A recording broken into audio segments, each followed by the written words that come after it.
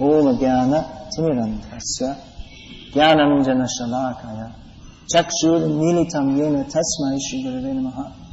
Etan Natang Samatishta Paramena Samatina Bhavan Kalpa Vikalpeshu Navimuhiti Kahishit. Brahma, just follow this conclusion by fixed concentration of mind, and no pride will disturb you, neither in the partial nor in the final devastation. Purport. As in the Bhagavad-gita 10th chapter, the personality of Godhead, Lord Krishna, has summarized the whole text in 4 verses, namely, Aham Sarvasya Prabhavaha, etc. So the complete Srimad Bhagavatam has also been summarized in 4 verses as Ahameva Sameva Agre, etc. Thus the secret purpose of the most important Bhagavatite conclusion has been explained by the original speaker of the Srimad Bhagavatam, who was also the original speaker of the Bhagavad-gita, the personality of Godhead, Lord Sri Krishna.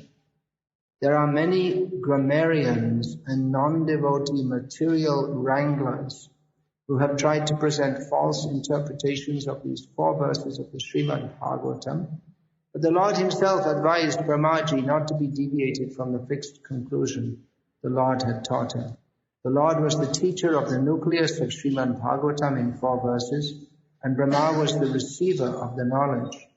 Misinterpretation of the word aham by the word jugglery of the impersonalist should not disturb the mind of the strict followers of the Srimad Bhagavatam. Srimad Bhagavatam is the text of the personality of Godhead and his unalloyed devotees, who are also known as the Bhagavats. And any outsider should have no access to this confidential literature of devotional service. But unfortunately, the impersonalist, who has no relation to the Supreme Personality of Godhead, sometimes tries to interpret Srimad Bhagavatam by his poor fund of knowledge in grammar and dry speculation. Therefore, the Lord warns Brahma, and through Brahma all future devotees of the Lord in the disciplic succession of Brahma, that one should never be misled by the conclusion of the so-called grammarians or by other men with a poor fund of knowledge, but must always fix the mind properly via the parampara system.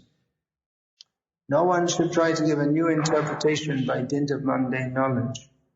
And the first step, therefore, in pursuance of the system of knowledge received by Brahma, is to approach a bona fide guru who is the representative of the Lord following the parampara system. No one should try to squeeze out his own meaning by imperfect mundane knowledge. The guru or the bona fide spiritual master is competent to teach the disciple in the right path with reference to the context of all authentic Vedic literature. He does not attempt to juggle words to bewilder the student. The bona fide spiritual master, by his personal activities, teaches the disciple the principles of devotional service. Without personal service, one would go on speculating like the impersonalists and dry speculators life after life and would be unable to reach the final conclusion. By following the instructions of the bona fide spiritual master in conjunction with the principles of revealed scriptures, the student will rise to the plane of complete knowledge, which will be exhibited by development of detachment from the world of sense gratification. The mundane wranglers are surprised that one can detach himself from the world of sense gratification, and thus any attempt to be fixed in God realization appears to them to be mysticism. This detachment from the sensory world is called the Brahma Bhuta stage of realization, the preliminary stage of transcendental devotional life, Para Bhakti. The Brahma Bhuta stage of life is also known as the Atmarama stage, in which one is fully self-satisfied and does not hanker for the world of sense enjoyment. This stage of full satisfaction is the proper situation for understanding the transcendental knowledge of the personality of Godhead. The Srimad Bhagavatam affirms this. Evang prasanna manaso bhagavad bhakti yogataha bhagavad tattva vijnanam mukta sangasya jayate. Thus, in the completely satisfied stage of life, exhibited by full detachment from the world of sense enjoyment as a result of performing devotional service, one can understand the science of God in the liberated stage. In this stage of full satisfaction and detachment from the sensory world, one can know the mystery of the science of God with all its confidential intricacies, and not by grammar or academic speculation. Because Brahma qualified himself for such reception, the Lord was pleased to disclose the purpose of Srimad Bhagavatam. This direct instruction by the Lord to any devotee who is detached from the world of sense gratification is possible, as stated in the Bhagavad-gita. Teshang satayuktanam bhajatam priti purvakam yadami buddhi yogam tam yanamamopi antite. Unto the devotees who are constantly engaged in the Lord's transcendental loving service, priti purvakam, the Lord, out of his causeless mercy upon the devotee, gives direct instructions so that the devotees may make accurate progress on the path returning home back to Godhead.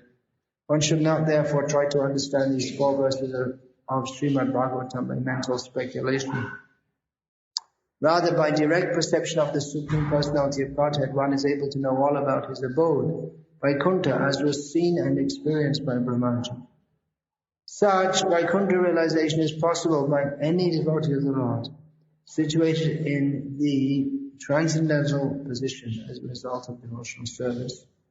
In the Gopala Tapani Upanishad, Shruti, it is said, Gopavesho me purushaf purastad avibhabhuva. The Lord appeared before Brahma as a cowboy, that is, as the original personality of Godhead, Lord Sri Krishna, Govinda, who is later described by Brahmaji in his Brahma Samhita.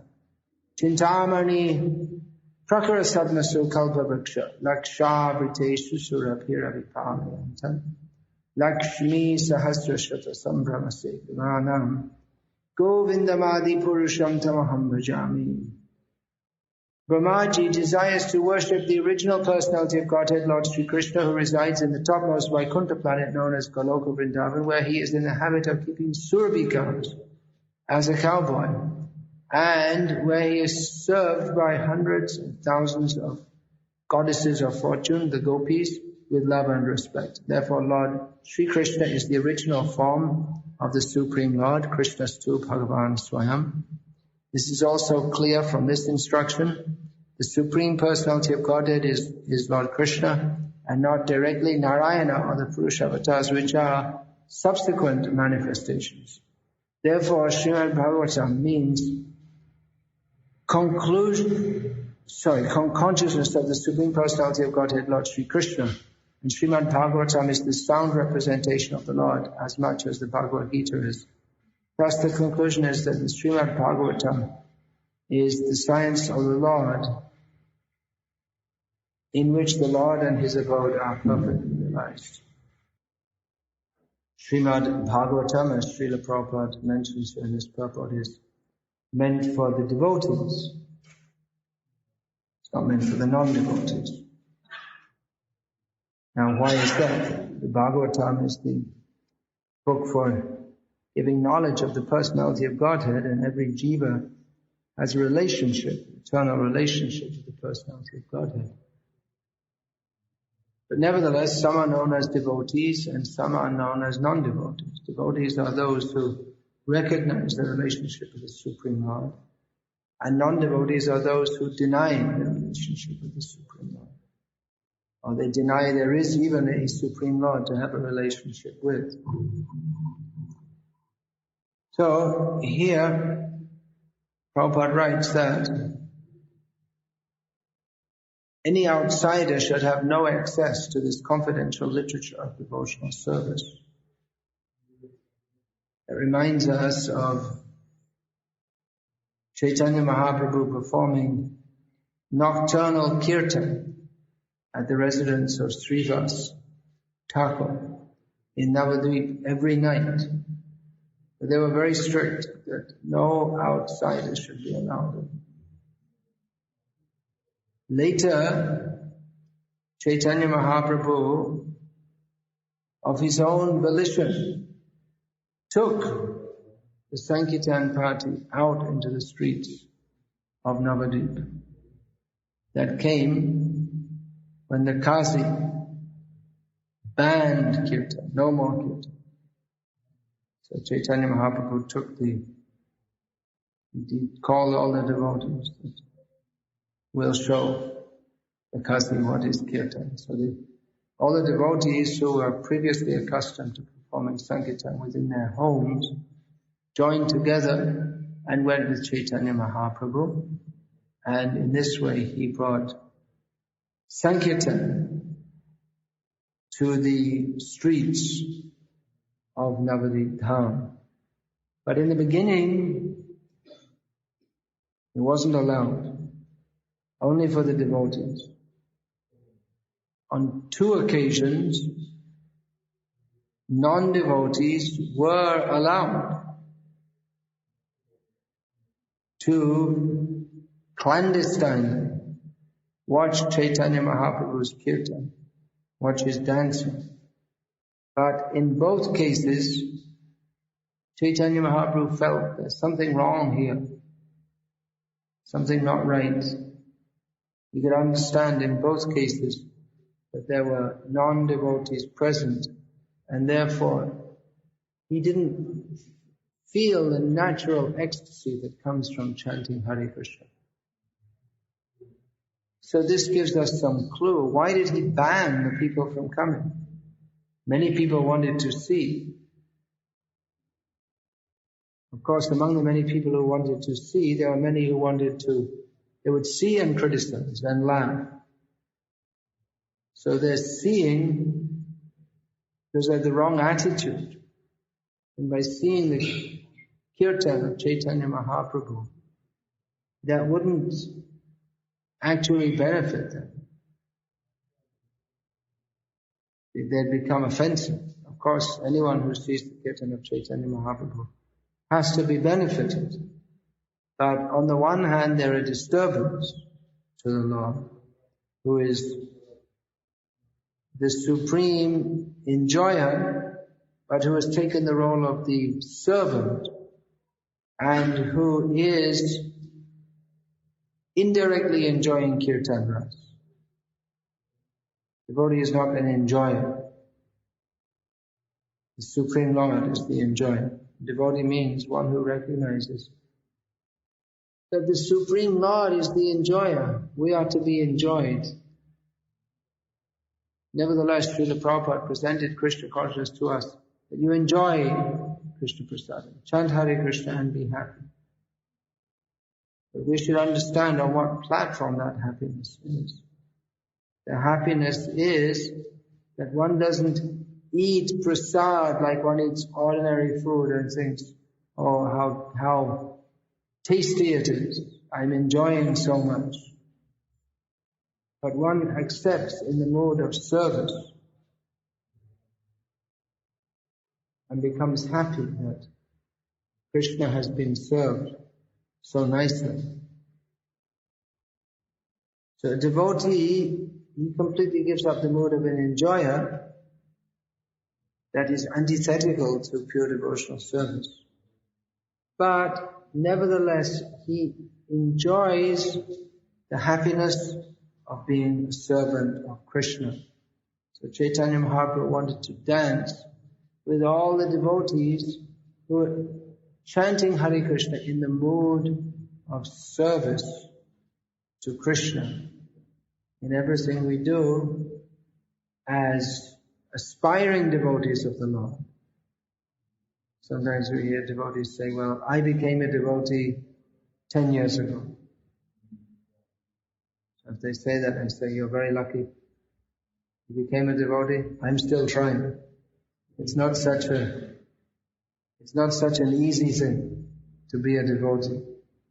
Once one of Prabhupada's disciples he'd composed a poem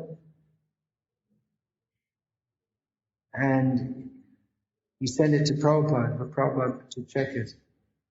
And Prabhupada said, it's okay, but within the poem, you always refer to yourself as, oh Krishna, your devotee is calling out to you.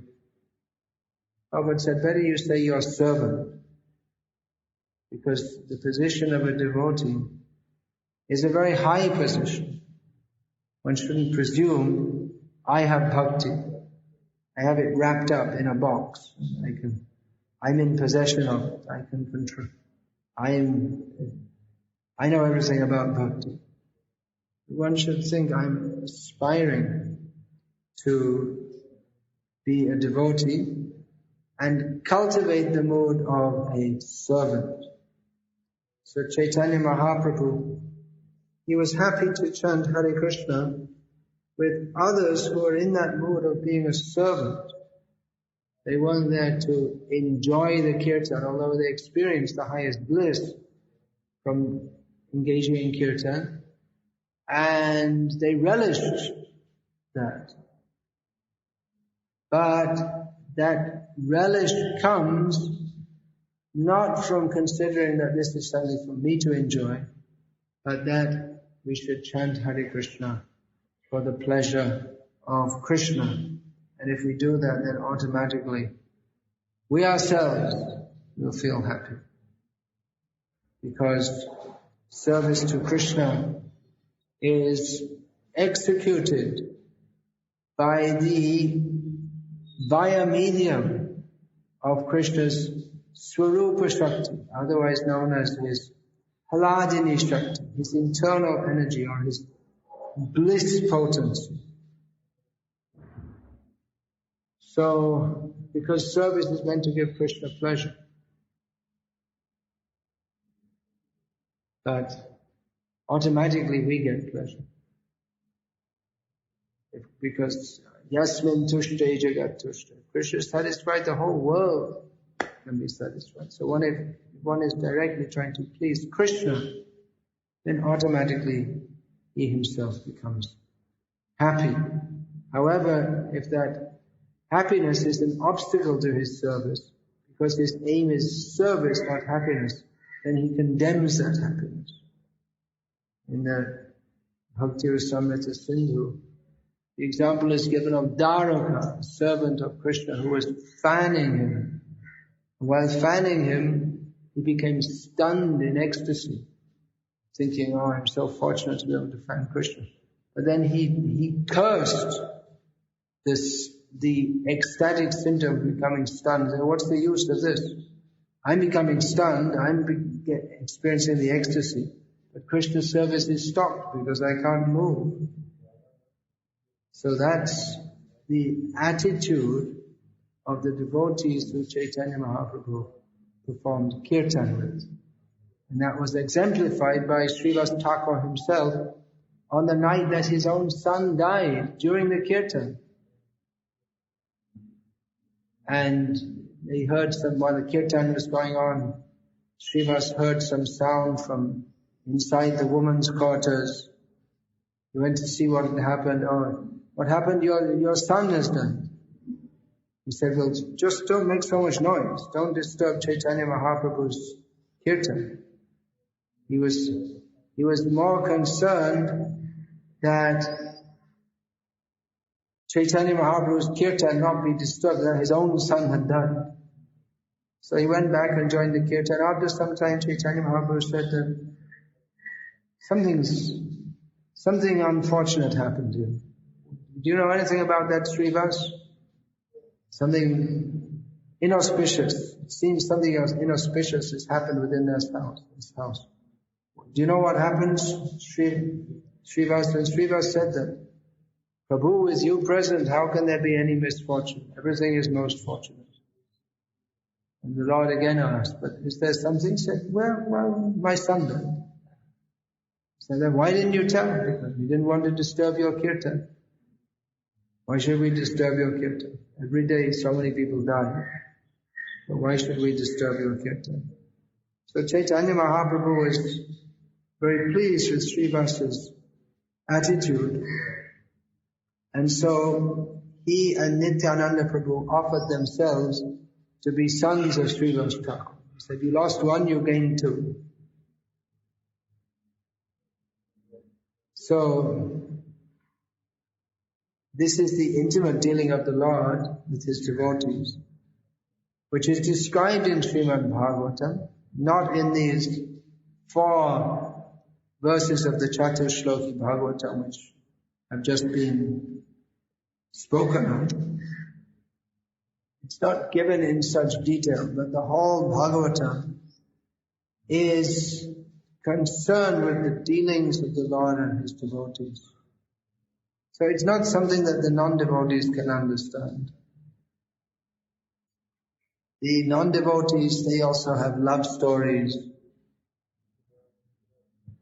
Krishna Lila, the love story, Krishna and Radha, which is actually so elevated that it's only alluded to within Srimad Bhagavatam. It's not explicitly, it's not explicated. Explicated means explained in detail. So, his dealings with the gopis, they're not described in Srimad Bhagavatam in detail. But it's very clear from the Bhagavatam itself that this is a book of rasa, of dealings between the Lord and His devotees. Vibhata Bhagavata rasam alayam muhuraho rasika bhuvibhavata. Beginning of Srimad Bhagavatam states that we should go on drinking this bhakti ras, even up to the time of the devastation of this universe, if we happen to be around so long.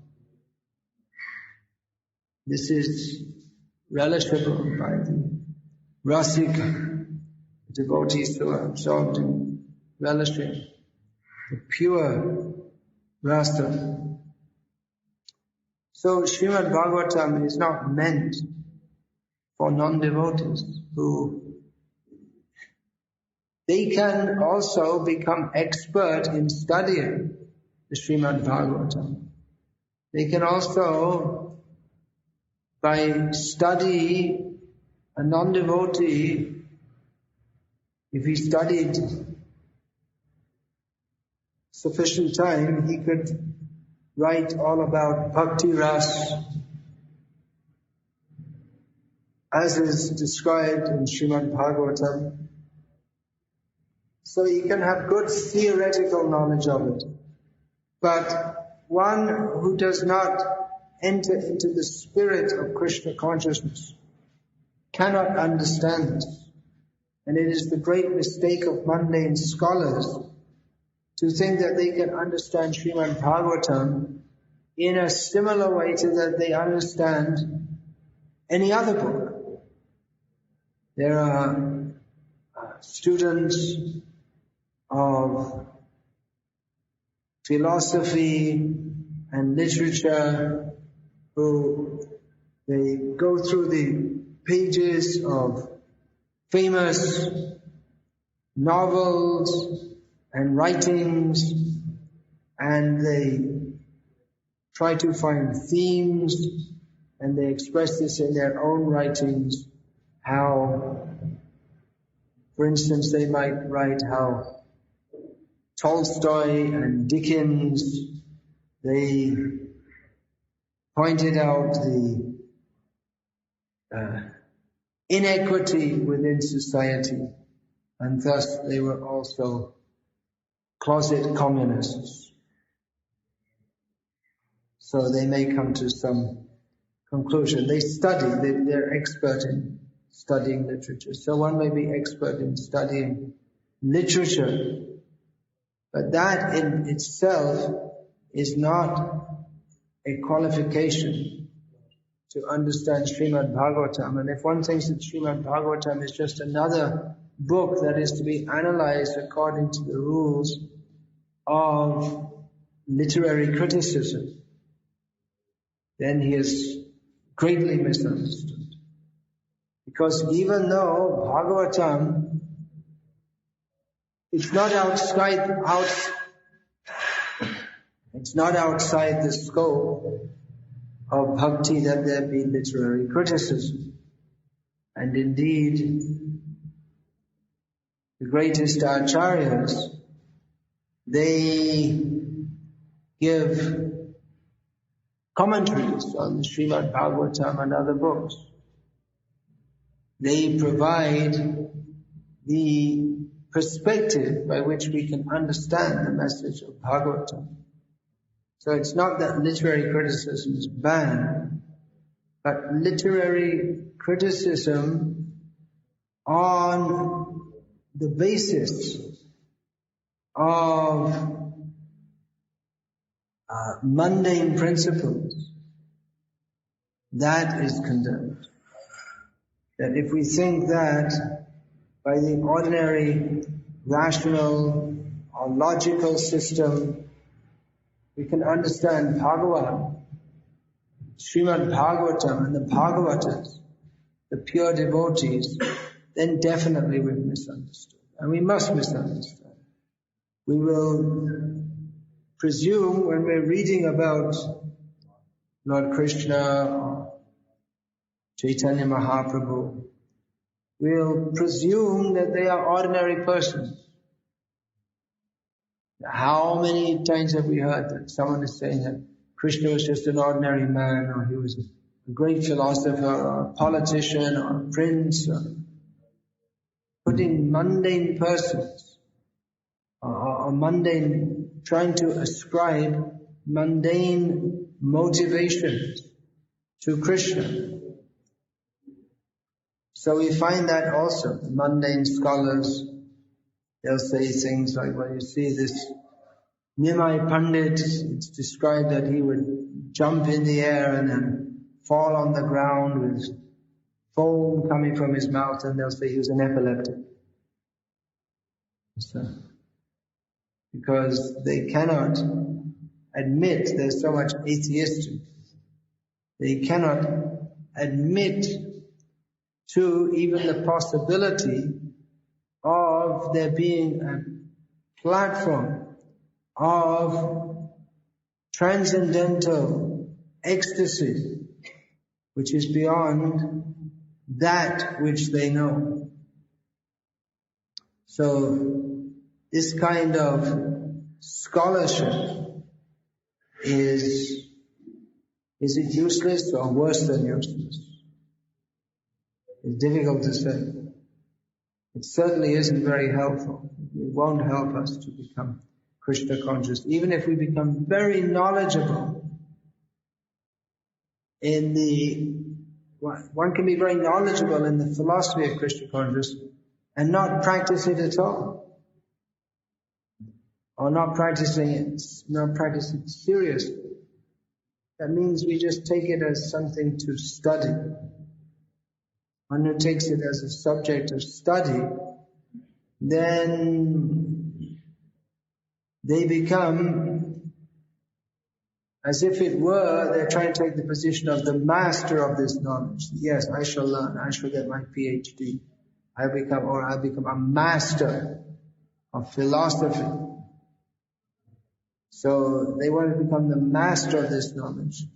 Whereas a devotee, he may be very learned and maybe more or less learn the same things as the mundane scholar does about the Gita, Bhagavatam and other main literatures.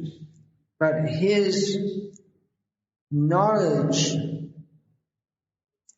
the knowledge that the devotee has of Shastra, that is directly a gift from the Swarup Shakti of the Supreme Lord. He is inspired by that Swarup Shakti of the Lord to not only have the knowledge, not only the theoretical knowledge of how Krishna is the Supreme Lord and we're all related to Him, but the practical knowledge of how to act in that relationship to please Krishna, which is the ultimate point of everything that's being stated here. Somehow or other, the non-devotees, they get it all wrong. Or even if they get it right, they'll say, you see, in the Gauriya school, they believe that everything should be done for the pleasure of Krishna. But they won't do it themselves. Or even if they superficially become Gauriyas, there was one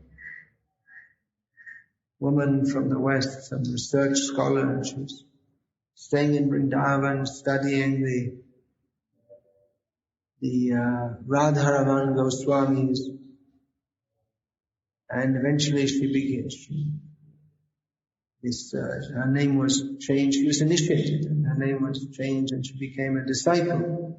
You could say she stopped becoming a mundane scholar and became a devotee. Well, kind of, because that contamination of being a mundane scholar continues. It's very difficult to overcome, to stop thinking that Krishna is the subject of my study, and to fully submit oneself to Krishna, which is the purpose of the Bhagavad-gita. Of course, we don't have many mundane scholars here, sitting here in this class.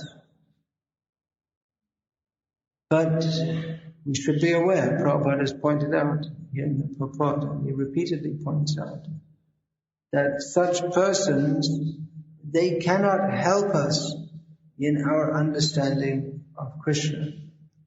Maybe they know some facts and figures about various facets of Vedic culture which could be helpful in our understanding of Krishna consciousness. Just like I see some devotees who are very interested in establishing Varnashram Dharma, or further going deeper into understanding Srila Prabhupada's many directives on this matter. Of course, not just Srila Prabhupada's, but those from Shastra. So Prabhupada wasn't inventing anything. So I see that, I know that some of them read one book called Hindu Dharma by Sri Chandrasekharendran Saraswati, who's the now deceased famous Kanchi Shankaracharya, who his knowledge of Hindu Dharma or Varnashram Dharma was very much colored by the idea that it should be by birth only. But nevertheless, he had some good insights into the workings of Varnashram, which in the hands of a competent devotee who's fixed in understanding Shastra according to the Vaishnava understanding, that's useful to consider without being bewildered by it. Chaitanya Mahaprabhu warned us not to read Mayavadi books, but then you see the Jiva Goswami and others, they must have read them. Otherwise, how could they write their own books to counteract the arguments of the Mayavadis? So someone should know what they say. Otherwise, to counteract what they're saying, you can't do it unless someone knows. That's a specialized service. That's not for everyone. But actual understanding of Bhakti Ras, one can't understand this one's devotee. Actual understanding of anything in Shastra, just like we say that this Mayavadi, he had some understanding into the practical dynamics of historical Varnashram. But then what's the point of Varnashram? That Varnashram Acharava, no, what is that? Vijashreshta, Atapumbya Dvijashreshta, Varnashrama Vibhagashaha, Svanushthitasya Dharmasya, Sangsidhir Haritoshanam. That the whole purpose of Varnashram is to satisfy Hari. That they don't understand. So,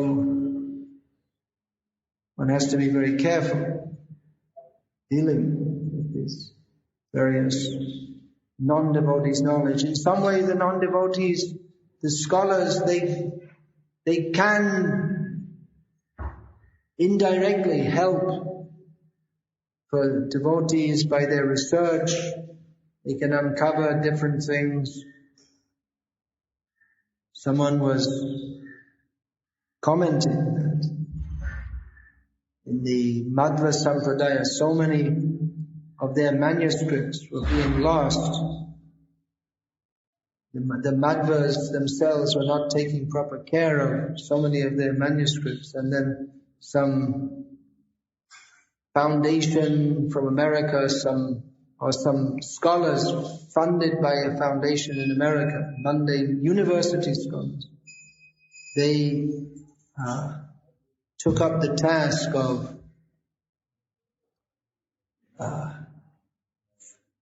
collecting these decaying manuscripts, or whatever were left, and photographing them and thus preserving them for the sake of posterity. So it may be said that, well, you see, you criticize these scholars, but they did what you should have been doing. Well, that's true in one sense. But then the Madhvas who should have been maintaining those, preserving those manuscripts, they would preserve them for the sake of presenting the legacy of Madhvacharya as he presented it, or as Jayatirtha presented it, according to the Acharya system. Whereas the mundane scholars, they desire to preserve it, not because they think that what Madhvacharya says is true, or it's the aid for the means for persons to understand Krishna, which is the only purpose of life. But they think that Madhvacharya is an important historical scholar. So for the sake of preserving his opinion or some cultural facet, it should be preserved. So what they did was good, and devotees can take advantage of that. But their reason for doing it is totally antithetical to everything devotees stand for. So we shouldn't be bewildered and think that, you see, the mundane scholars, they're better than the devotional scholars, because you see, they understood the importance of these manuscripts, which even the Madhvas themselves didn't do. They didn't understand the importance. They ascribed importance to it for the wrong reasons, for exactly the reasons that go against everything that devotees stand for. Devotees, they accept the knowledge of Shastra and the Acharyas, the Amnai Vani, as worshipable, whereas the mundane scholars, they consider it something studyable or preservable. But they study people who worship. They don't worship themselves. That's below their dignity. Or even if they make some semblance of worship, like I was saying, this scholar became initiated in the Radha Raman line. But her writing, it's all indelibly influenced by the mundane outlook. She can never stop considering herself an examiner, rather than presenting herself to be examined by the Supreme Lord and the Acharyas. So everything should be understood very clearly. Those who are devotees, they are favored to understand this knowledge. Here, Prabhupada writes about the Mayavadis, how they tried by mundane word jugglery, they squeeze out some wrong meaning. And we say, well, not that bad, you see, just like we say the name of this Chandrasekharendra, he's highly respected sadhu. Definitely, he was a sadhu, inasmuch as he was dedicated to Vedic knowledge, highly learned, very strict in following all the principles that he did. He didn't travel all over the world because he adhered to the principle of only walking anywhere. So he based in country, he generally didn't go much further than Chennai, which is, a few days journey.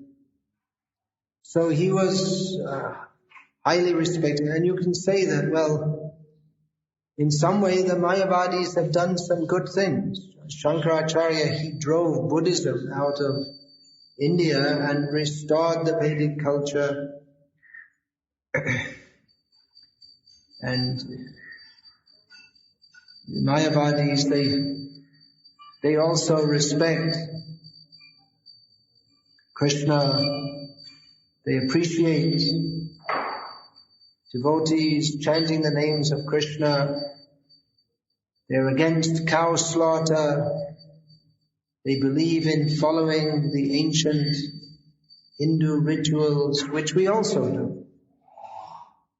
So you could say in many ways it's good. And just like India, it's a better place for preaching Krishna consciousness, because people, they have the attitude to do so, and that attitude to do so has been upheld throughout history, not only by the Vaishnava acharyas, but even by non-Vaishnava. Not all, but just like I say, the Mayavadis, they'll also say, yes, worship of Krishna is very good. So indirectly you could say they're upholding the Vedic culture, which is better than the non-Vedic cultures, where in the Western countries people think this idea of cow protection is something very strange. They think it's like a joke. They talk about, there's a saying called a sacred cow. In English there's a saying, sacred cow. It means something that people, they're very much attached to, but for no reason. It's just stupid.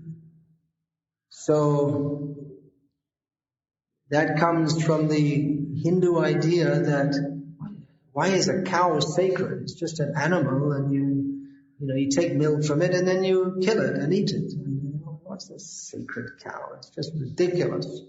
That's what they think. But the Mayavadis also, they appreciate, or even the Jains for that matter, who are not, they're not even Hindus, but they're very strong. That should not be cow killing. So to some extent you can say yes, it's probably better to be a Mayavadi than to be a Christian cow eater. Even though the Christians theoretically believe in God, that there's a supreme controller, and the Mayavadis, they're Anishvara. They say there's Ishvara, but ultimately their idea of Ishvara is, he's not the absolute reality. So Prabhupada, when he was asked about that, he said it was better to be a worshipper of the demigods than to be a Christian, because the demigods, at least they're within the Vedic culture, whereas the Christians, they aren't. So the Vedic culture, it's a useful background for piety and the principles that are supportive of Krishna consciousness, or cow protection is not only supportive of Krishna consciousness, it's very much part of Krishna consciousness. But because they do it for the wrong reason, the Mayavadis are also condemned by the Vaishnavas. They do the right thing, they do the right things for the wrong reason. And ultimately they end up being offensive to Krishna, which is never auspicious. So we're studying this Bhagavatam to understand what is the right thing to do, what's the right reason for doing it. Not just like in Bengal, there's the idea that, you chant Hare Krishna, everything. That's all you need to do, and then you don't need to. You see, if you chant Hare Krishna, everything comes from that. But what about eating fish? Well, that doesn't matter. You can do that also. No harm. So they don't have the full or proper idea. So one has to have the full and proper understanding by, as has been stated in the previous verse, Etavad Evijigyasyam. What is that? Tattva? Oh, so many, 13 pages ahead. Tattvijignyasunatmaha anvyarvyatirekhabhyam yatsyat sarvatra sarvada.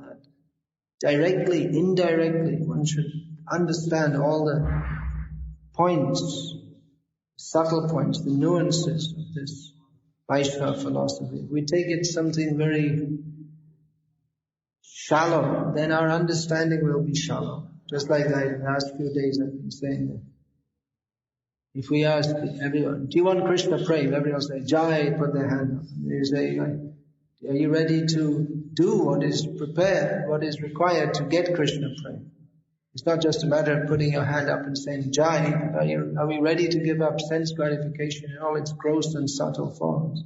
That's more important for us to consider. Then, if we are considered to do that for the sake of serving Krishna, Krishnarte Bhogatya, accepting or rejecting things on the basis of whether or not it's pleasing to Krishna, then Krishna prema will be the result. It's not just a matter of saying Jai. It's not such a cheap thing. It's, buy 500 rupees worth of petrol and get a free gift. It's not such a cheap thing. Krishna prema. Win the lottery. What did you get? Krishna prema. It's not such a cheap thing. The underlying basis of prema is sharanagati, full surrender to the Lord. So these are some of the points being made here, and I'm going to finish here for today. Is there any question? No. So we'll finish. All right. Srimad Bhagavad